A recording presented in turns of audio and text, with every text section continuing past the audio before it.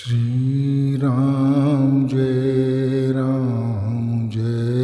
जय राम। श्री राम जय जय राम। श्री राम जय जय राम। श्री राम जय जय राम। श्री राम जय जय राम। श्री राम जय जय राम।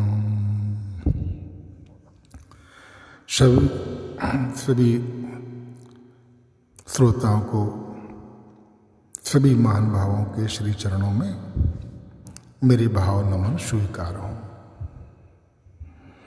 आज नवरात्रि की प्रथम नवरात्रि में नवदा भक्ति पर चर्चा आरंभ करने जा रहे हैं, जिसका आज प्रथम दिवस है।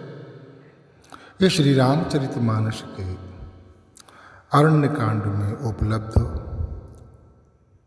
माँ शबरी को दिया गया उपदेश भगवान श्री रामचंद्र जी के द्वारा, उस पर हम कुछ दिनों तक चर्चा करेंगे। अरण्य कांड मतलब वन में हुआ कांड। तो इस अरण्य प्रदेश में श्री राम जी और लक्ष्मण जी को पहले ये नवदा भक्ति का उपदेश आरंभ करने से पूर्व उनका कबंध से सामना हुआ और फिर कबंध का उद्धार किया, और उसके उद्धार के बाद भगवान शबरी के आश्रम में आए। तो ये कबंध कौन है, पहले हम थोड़ा सा ये जान लेते हैं। कबंध एक गंधर्व था और अति सुंदर गंधर्व था, रूप का अभिमानी था। तो व्यक्ति को जिस स्थिति में वो अपने आप को एक अति पर महसूस करता है, अनुभव करता है, वो अनेक बार अभिमानी होने के कारण उदंडतावश दूसरी अतियों पर जाकर के उसका दुरुपयोग करता है। गंधर्व है, गंधर्वों के पास में बहुत सारी विद्याएं होती थी। तो वो अपना ऐसा विवस्त स्वरूप को बना करके बहुत बड़े बड़े ऋषियों को, महात्माओं को सताया करता था, डराया करता था, भयभीत करता था, साधना के मार्ग से च्युत कर देता था। और यही त्रुटि उसके जीवन में एक बार दुर्वासा ऋषि के सामने हुई कि उसने दुर्वासा ऋषि के साथ में भी वही व्यवहार किया। कैसा व्यवहार किया कि वो ऐसे रूप में उनके सामने आया जो बड़ा विकराल, बहुत विवस्त, एक कबंध था, सिर रहित, और उसकी बाजुएं जैसे वृक्ष की बहुत बड़ी बड़ी शाखाएं हों, और उस कबंध में सिर नहीं है, जो आंख है ना वो छाती पर लगी है और वहीं पर कुछ मुंह लगा।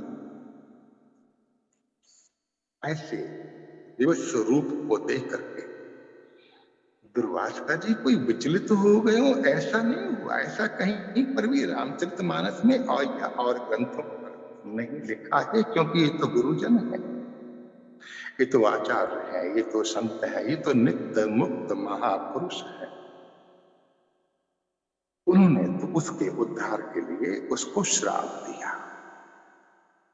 क्या श्राप दिया कि तुम भैया अब ऐसे ही रहोगे, तुम्हारा यही रूप तुम्हारे साथ रहने वाला है। अब जिस स्वभाव से, जिस स्वरूप से, जिस रूप से वो सारे समाज को दुख दे रहा था, अब ये लौट करके मुझे ही उस पर उसको भोगना पड़ेगा, इसको देख करके कबंध बहुत घबरा गया, भयभीत हो गया।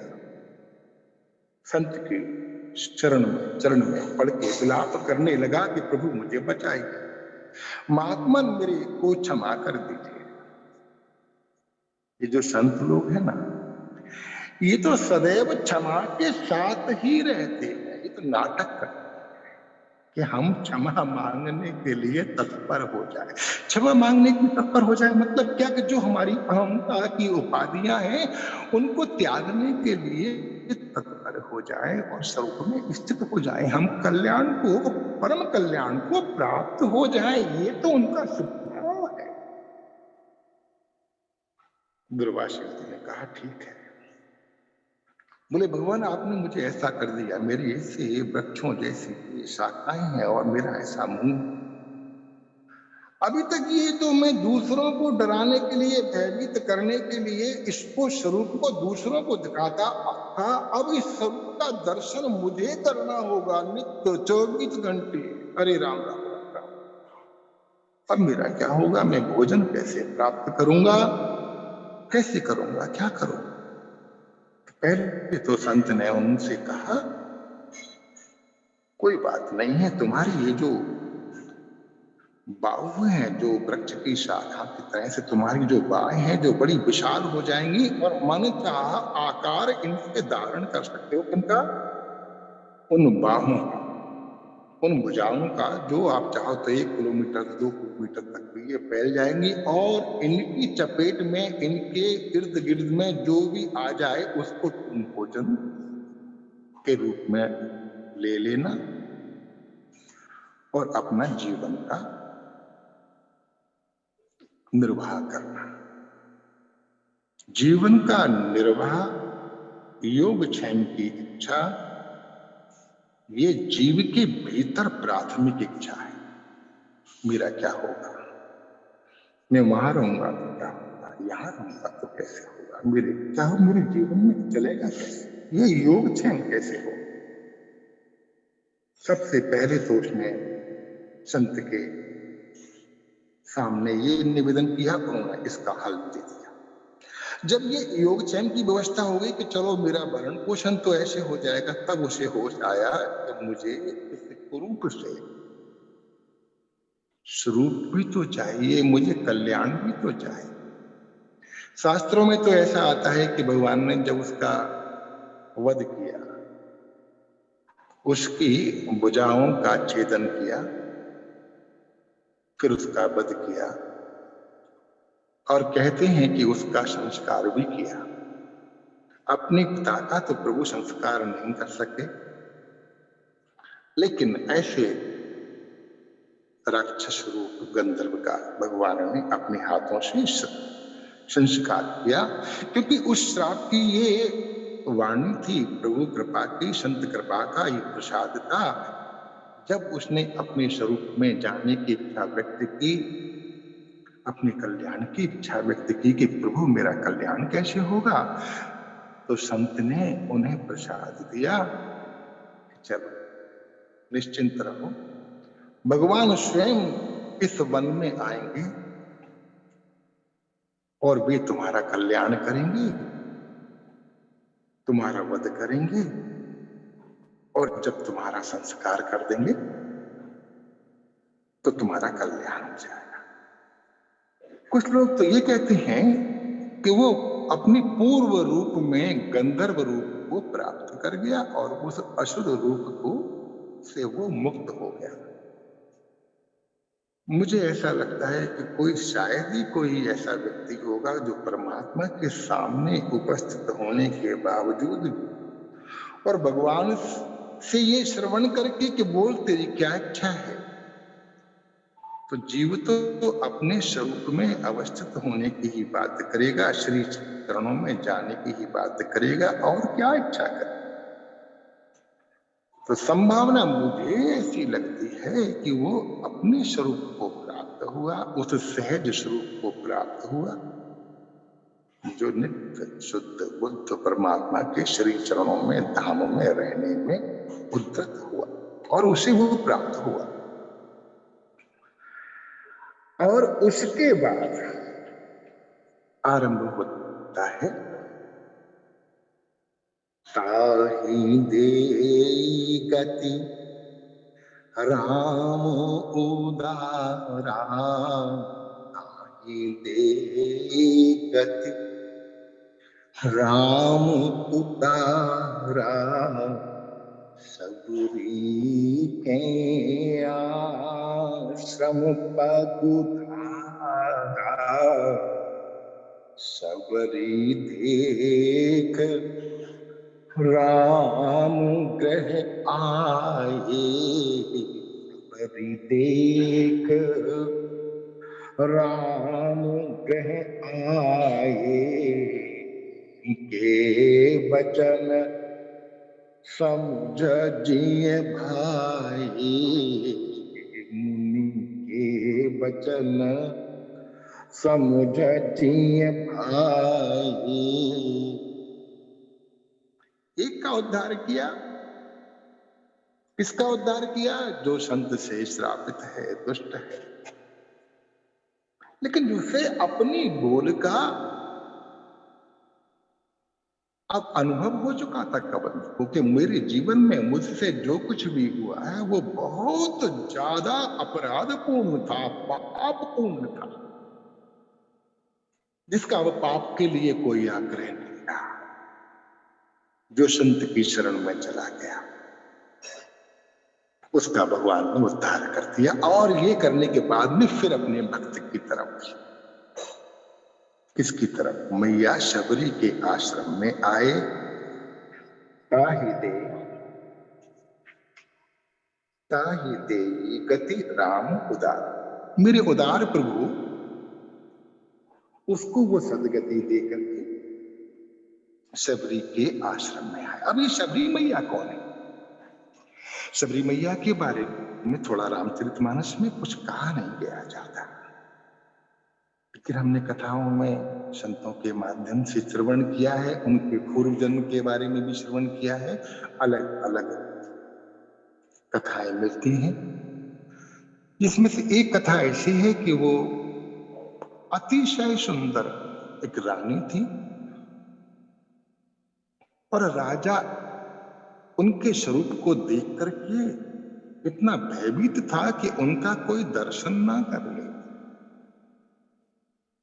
ये जो अनसिक्योरिटी होती है ना जीव के भीतर, अपनी उस अमूल्यतम वस्तु जिसको वो अति मूल्य देता है, उस राजा के जीवन में अवश्य ही रानी का वो जो रूप था उसकी बड़ा मूल्य रहा होगा। तो उनको बिल्कुल छुपा करके रखना, पर्दे में रखना, महल में किसी पुरुष का प्रवेश नहीं। किंतु एक बार कहीं कुंभ का मेला लगा गंगा के घाट पर, वो भगवती थी, भगवान को जो सुबह से शाम तक आराधना करती थी, अपने प्रभु का दर्शन करने की जो इच्छा रखती थी, ऐसी वो रानी। उसके मन में भी कुंभ में जाकर के ऋषियों का वाणी का श्रवण करना, मां गंगा में स्नान करना, ये सारी पवित्र भावनाएं ओतप्रोत होने लगी। उसने राजा से बहुत बहुत बहुत निवेदन किया, तो राजा उनको ले करके जाने के लिए तत्पर हो गया, किंतु बड़े पर्दे में। ठीक है, पर्दे में ले चलो भाई, बहुत सारा पर्दा रखा गया। रानी ने गंगा जी का में स्नान भी किया और संतों की वाणी को अपने ही जो उनका तंबू होता है उसमें बैठ के ही श्रवण किया और ज्ञान को प्राप्त हुई। और कहते हैं कि फिर वो गंगा जी में ही अपने शरीर को छोड़ दिया और फिर उनका दूसरा जन्म इस शबरी के रूप में हुआ। एक और कथा मिलती है जिसमें कहते हैं कि वो ऑलरेडी उस जन्म के अंदर भी भेड़ी प्रजाति में ही थी और एक बार उसने देखा कि शाम को उसकी माँ उसको सजा रही है, संवार रही है, बाल काट रही है, और वो देख रही है कि घर के अंदर निरंतर 10 दिनों से 20 दिनों से वन के बहुत सारे पशुओं को ला करके घर में बांध के रखा जा रहा है। बोले माँ, ये इतने सारे पशुओं को क्यों लाया जा रहा है? इतना सारे पशु क्यों इकट्ठे हो रहे हैं हमारे घर में? तो माँ बोलती है कि बेटा, कल तुम्हारा विवाह है और उसमें समाज के लोग आएंगे, और उनके लिए इन सबको काट करके उसके मांस का भोजन बनाया जाएगा, जो सबको दिया जाएगा। क्षमा करें, मैंने कहा कि वो पूर्व जन्म में भी भिलनी थी, नहीं, ये इसी जन्म की बात है जब वो शबरी है, अभी शबरी के रूप नाम में जो है। तो उनके मन में बड़ी ग्लानि हुई कि मेरे एक विवाह के लिए इतने सारे निरपराध पशुओं को मारा जाएगा, हत्या की जाएगी। संत का हृदय तो उसके पास था ही, पूर्व जन्म के संस्कारों के कारण द्रवित हो गई, और रात में सारे पशुओं के बंधन खोल दिए, सबको स्वतंत्र करके, और स्वयं भी घर से बंधन मुक्त होकर के जंगल में कहीं चले गए। बहुत दूर, बहुत दूर कहां जाओगे? जिसके जीवन में परमात्मा है तो आप परमात्मा की ओर ही गति करेंगे। हमारी सारी गतियों पर जो नियंत्रण कर रहा है प्रभु, वो हमारे मालिक साहब है। क्योंकि भाव, ऐसे भाव से जो ओतप्रोत है मैया, वो युवा हैं, बहुत युवा हैं। उनके स्वरूप के बारे में हम कुछ कन्फर्म नहीं कर सकते कि वो बहुत सुंदर थे या कुरूप थे या क्या था, ये बात कुछ महत्व की भी नहीं है। किंतु युवा थी, क्योंकि अभी शादी के होने जा रही थी, वहां से वे पलायन कर गई, भाग गई थी वहां से। इत्तेफाक से ऐसे स्थान में पहुंच गई जहां पर ऋषि मुनि महात्मा तपस्या करते थे, उनकी कुटियाएं थी, और उनमें एक महामुनि, परम संत अवधूत श्री मतंग जी महाराज रहते थे। इनके मन में और तो कुछ बात समझ में नहीं आई, बस ये लगा कि मेरी आत्मा को यदि कुछ सुख मिल सकता है, मेरी बेचैनी थोड़ी कम हो सकती है, तो वो कैसे भी ऐसे संतों की सेवा से ही हो सकती है। ये उनके मन में बार बार भाव आ रहा है। और जिसके मन में बेचैनी होती है, वो रात को भी, दिन को भी, सुबह भी, जिस जगह जिस परिस्थिति में होता है, उसके घर में जो होता है, उसको जो उपाय दिखता है कि मेरे पेट में दर्द होता है, मुझे अजवाइन की याद आ गई, तो मुझे अजवाइन घोल करके मुंह में रख लूं, या पानी पी लूं, या ठंडा दूध पी लूं, या क्या करूं, कोई औषधि ले लूं। ऐसी ही कोई बेचैनी शबरी मैया के हृदय में रही होगी कि मुझे विश्रांति कैसे मिले। भाव तो प्रबल है, शुद्ध है। तो किसी ने, किसी अंतर्यामी ने, किसी प्रभु ने और ज्यादा मार्ग को प्रशस्त करने के लिए अंदर से कह दिया कि बेटा, मेरे प्यारे बच्चे, जा इन संतों की सेवा कर।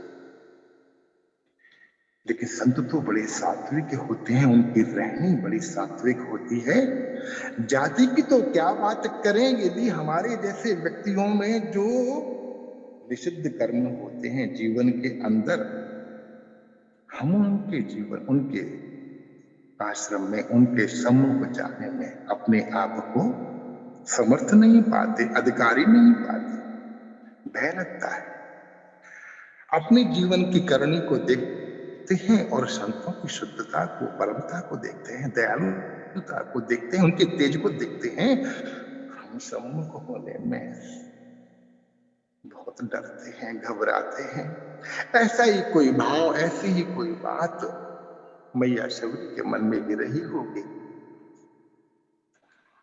तो उसने एक युक्ति निकाली कि ये जो संत हैं, सुबेरे अमृत वेला में 3 बजे, 3:15 बजे सरोवर में स्नान के लिए जाते हैं और उस समय ये आश्रम खाली रहता है।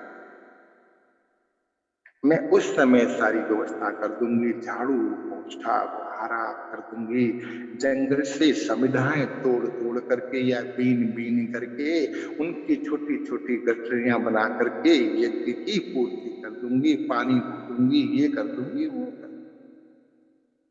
ऐसा एक नित्य क्रम मैया शबरी के जीवन में आ गया और उन्हें उसमें आनंद की प्राप्ति होने लगी, क्योंकि ये अंतर्यामी का आदेश को पालन करने का फल है।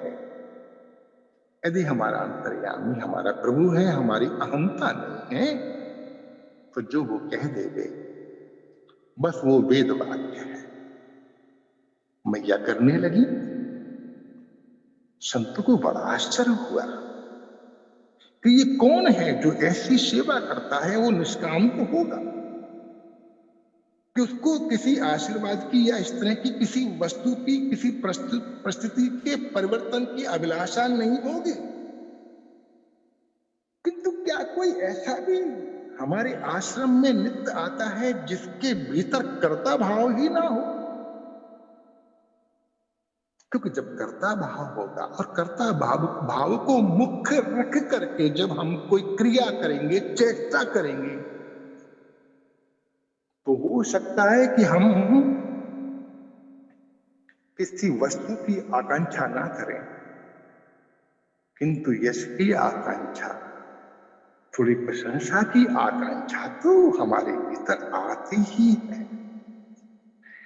ये संत ने विचार कर लिया तो उनको समझ में आ गया कि इस व्यक्ति का जो भी ये कर रहा है उसमें कर्ता भाव नहीं है। क्यों नहीं है? कि कर्तृत्व ही शिथिल हो गया है। जहां कर्तृत्व नहीं होगा वही व्यक्ति ऐसा कर सकता है कि किसी प्रशंसा का भी अभिलाषी ना होकर के निष्काम सेवा में उतरा। किसी ने उसे उपदेश नहीं दिया था कि निष्काम सेवा करने से सुख मिलेगा, परमात्मा मिलेंगे। ये तो बेचारी भीलनी है। ये तो जो हमारा प्रभु निरंतर प्रतिपल हमारे हृदय में बैठ के सुनता है, कहता है, ये तो उस परम गुरु का जो वचन था वो मैया ने कहीं सुना होगा, बिगर ये समझे हुए कि मैं क्या सुन रही हूं। वो अपने काम में लग गई और बस काम किया। तो लेकिन सदगुरु को तो लग गया कि अब ये कोई मेरा शिष्य है, ये ऐसा व्यक्ति है जिसको मैं कुछ उपदेश करके उसको आगे की ये आसन में ले जाऊं, प्रभु की ओर बढ़ाने का एक अवसर आ गया है मेरे जीवन में। संत ने चुप करके सुबह 3 बजे 2:30 बजे जाकर के स्नान के लिए निकले और मान के चले कि 1.5 घंटे बाद या 2 घंटे बाद लौट के आते होंगे। के बाद तो वहां से थोड़ी दूर जाके वापस लौटे। क्यों? उस व्यक्ति का कल्याण करने का परम दयालु का था भाव भरे हुए संत वापस आ गए। मैया संत को देख करके सम्मुख भयभीत हो गई, संकोच से गड़ गई, मिट्टी से अपने पैरों से नखों से अपने पैरों के नखों से जमीन को कुरेदने लगी, आंखें नीची हो गई, जैसे मैंने कोई अपराध कर लिया है, करते करते मैं पकड़ी गई, मेरी चोरी पकड़ी गई।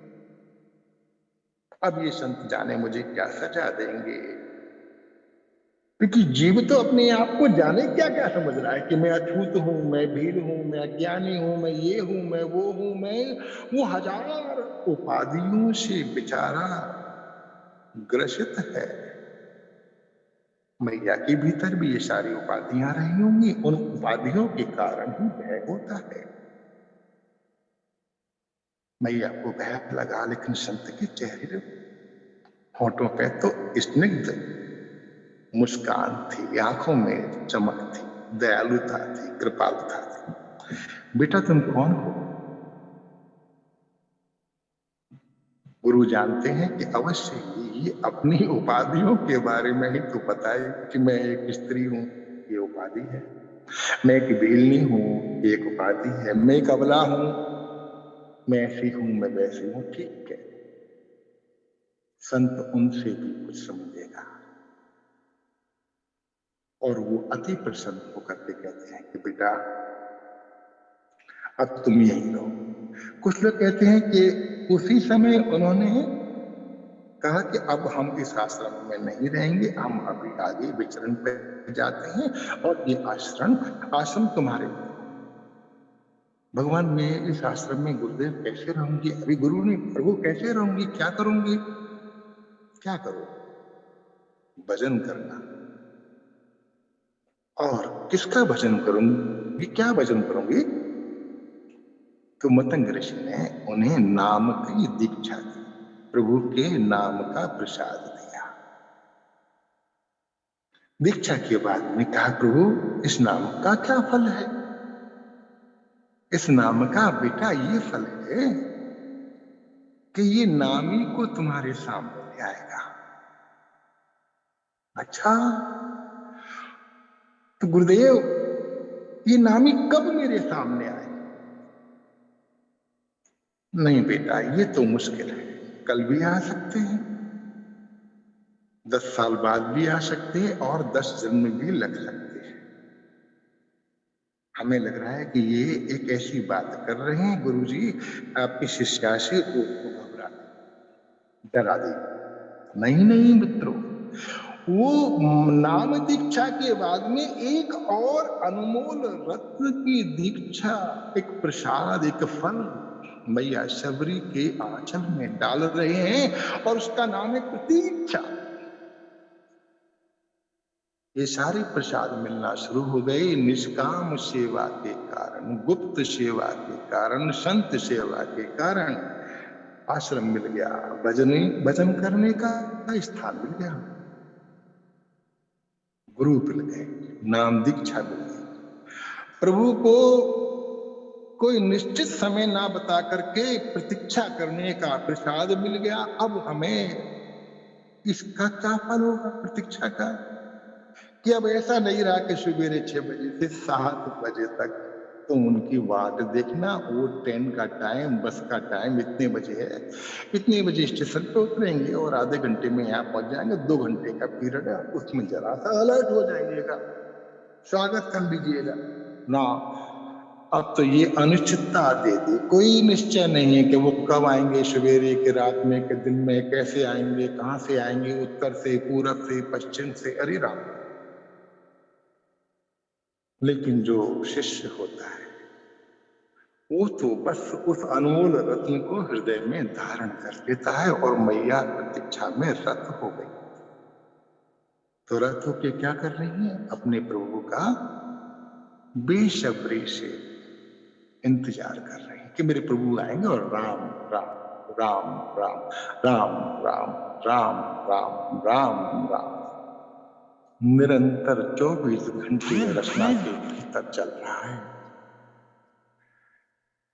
और प्रतीक्षा हो रही है और चेष्टाएं हो रही हैं। भजन हो रहा है और चेष्टाएं हो रही हैं। चेष्टाएं क्या हो रही हैं? नहा रही हैं, स्नान कर रही हैं, बाल संवार रही हैं, झाड़ू लगा रही हैं, कमरा बुहार रही हैं, सड़क बुहार रही हैं, भगवान के लिए बैठने के लिए आसन लगा रही हैं, मालाएं बना रही हैं, फूल ला रही हैं, फल ला रही हैं। क्यों? कि मेरे प्रभु अभी आ सकते हैं, अभी आ सकते हैं, अभी आ सकते हैं। प्रतिपल प्रभु के लिए समर्पित सारी चेष्टाओं को करती हुई मैया उनका प्रतीक्षा कर रही। ये होता है अर्पण, ये होती है षोडशोपचार पूजा। और हम लोग क्या करते हैं? हम लोग भी तो षोडशोपचार पूजा करते हैं। किसकी? सुबह उठते हैं, चाय पीते ही, चाय समर्पयामि, नाश्ता समर्पयामि, स्नानम समर्पयामि, है ना? ये सारी, लेकिन ये किसको होती है समर्पयामि? अपनी अहमता के लिए। दिन भर तो काम करते हैं, खाना खाते हैं, भोजन करते हैं, जाते हैं, आते हैं, ऑफिस जाते हैं, काम तो हम भी पूरी चेष्टाएं हम भी करते हैं और उनका अर्पण भी करते हैं। किंतु वो सारी की सारी जो अर्पण है हमारी उन मूल उपाधियों से बनी हुई अहंता को होता है। और जो शिष्य होता है, जो भक्त होता है, जो साधक होता है, अब उसका श्रृंगार जो मैया का हो रहा है किसके लिए कि मेरे प्रभु आए तो वो मुझे ऐसा ना देखे कि मेरी आंखों में मैल लगा हुआ हो, नहाई धोई नहीं हो। फटाफट सुबह ब्रह्म बेला में नहाना है, बालों को संवारना है, अच्छे कपड़ों को धारण करना है, अब पूरी जो पगडंडी है उसको बुहारना है, फूलों को लाना है। ये हो गया अर्पण। और बस मैया तो कोई जल्दी नहीं, प्रभु जब आने की इच्छा हो तब वो स्वयं ही आएंगे ना, और यहीं पर आएंगे तो अब जाना कहां पर है। ऐसे मैया अपने आश्रम में भगवान की प्रतीक्षा कर रही थी और वहां पर प्रभु का आगमन हुआ। मुझे लगता है कि थोड़ा समय ज्यादा हो गया है तो हम चंद लाइनों का मानस जी से पाठ कर लेते हैं। नहीं, समय की बात नहीं है। आप पूरी तरीके से अपने हिसाब से चलिए। जी भगवान, ठीक है, फिर भी हम थोड़ा पाठ करते हैं। ताहि दे गति राम उताराम, सबरी के आश्रम पगुधारा, सबरी देख राम गृह आए, के बचन समुझनिय आए, सरसी जलोचन बाहु विशाला, सरसी जलोचन बाहु विशाला, जटा मुकुट सिर उर्वंमाला, श्याम गौर सुंदर तो भाई, श्याम गौर सुंदर तू भाई, सगरी परि चरण लपुटाई, सगरी परि चरण लपुटाई, प्रेम मगन मुख बचन नावा, पुनि पद सरोज सिर नावा, सादर जल चरण पखारे, सादर जल चरण पखारे, पुनि सुंदर आसन बैठारे, कंद मूल फल, कंद मूल फल सुरसती, कंद मूल फल सुरसती, दिए राम कहूँ प्रेम सहित प्रभु खाए, बारंबार बखान, बारंबार बखान, सीताराम सीताराम चरण रति मोरे, सीताराम चरण रति मोरे, दिन बड़हु अनुग्रह तोरे, पानी जोर आगे भई ठाड़ी, प्रभु लोक प्रीत अति बाणी, कई विधि स्तुत करो तुम्हारी, कही विधि ओ कही विधि स्तुत करो तुम्हारी, अधम जाति में जड़ मति हारी, ते अधम अधम ते अधम अधम अति नारी तिन मह में मति मंद अघारी कह रघुपति सुना बामन बाता कह रघुपति सुना भामिनी बाता मानहु एक भगति करनाता मानहु एक भगति करनाता जाति पाति कुल धर्म बड़ाई धन बल परिजन गुण चतुराई भगत ही नर सोहई कैसा बिन जल बारिद देखिए जैसा नवदा जगति कहूँ तो ही पाही नवदा भगति कहूँ तो ही पाही सावधान सुनो धर्म मन माही प्रथम भगति संतन कर संगा प्रथम भगति संतन कर संगा दूसरीरत मम कथा प्रसंगा दूसरीरत मम कथा प्रसंगा गुरुपद पंकज सेवा ईश्वरी भगति अमान चौथी भगति मम गुण गना करई कपट तज गान सीताराम सीताराम चरण रति मोरे अनुदिन बड़ अनुग्रह तोरे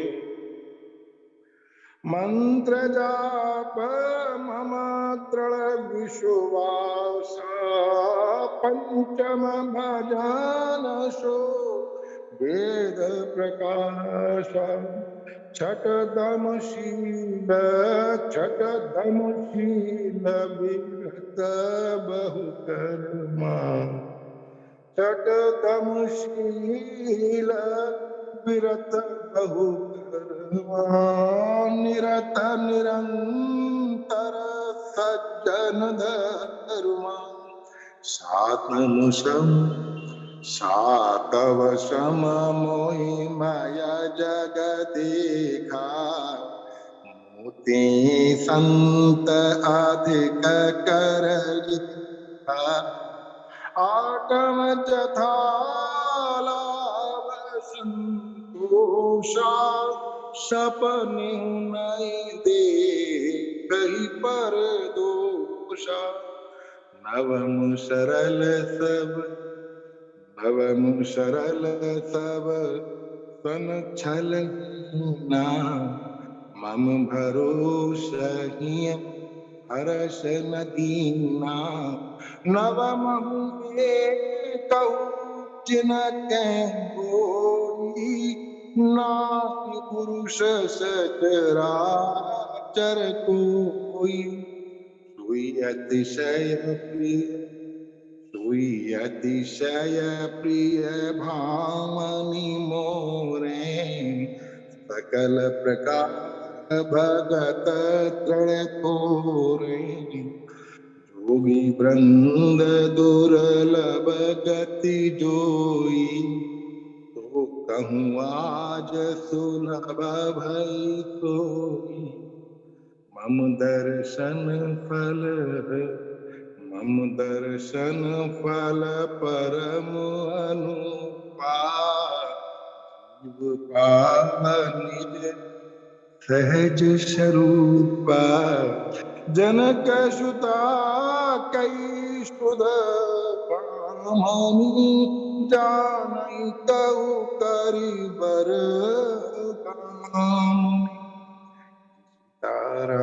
सीताराम सीताराम सीताराम सीताराम सीताराम सीताराम। बंधुओं, ये जो पाठ किया, एक या दो दोहे का पाठ किया, भगवान ने इतनी इतनी जल्दी से नवदा भक्ति का पूरा पाठ, पूरा का पूरी बात क्या है?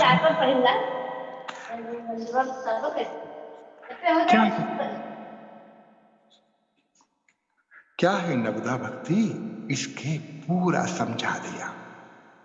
ये पूरे के पूरे सीढ़ियां हैं अपने स्वरूप में अवस्थित होने के लिए, परमात्मा तत्व को जानने के लिए, मतलब त्वम और अहम दोनों पदों को जानने का ये साधन भगवान के द्वारा हम सब जीव पर कृपा करके इतनी सूक्ष्म, इतनी सरलता से दिया गया। अब ये 9 भक्ति क्या क्या है, ये कैसे कैसा है, हम कोशिश करेंगे कि कल यदि भगवान ने अवसर दिया, आप लोगों ने फिर मुझे दया करके बुला लिया कि भैया चलो आज फिर सुनते हैं, तो फिर एक एक करके इन 9 जो भक्ति के साधन भगवान ने बताए हैं जीव के परम कल्याण के लिए, किस कल्याण के लिए।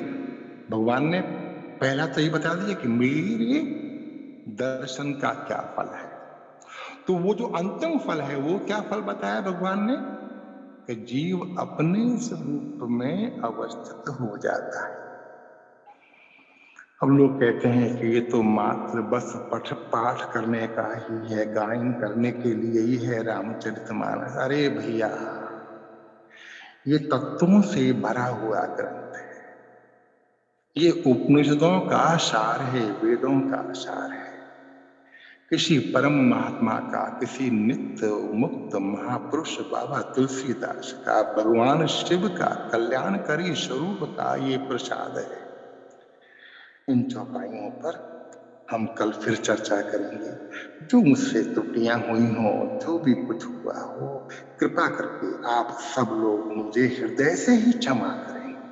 हरि शरणम हरि शरणम हरि शरणम हरि शरणम हरि शरणम हरि शरणम हरि शरणम।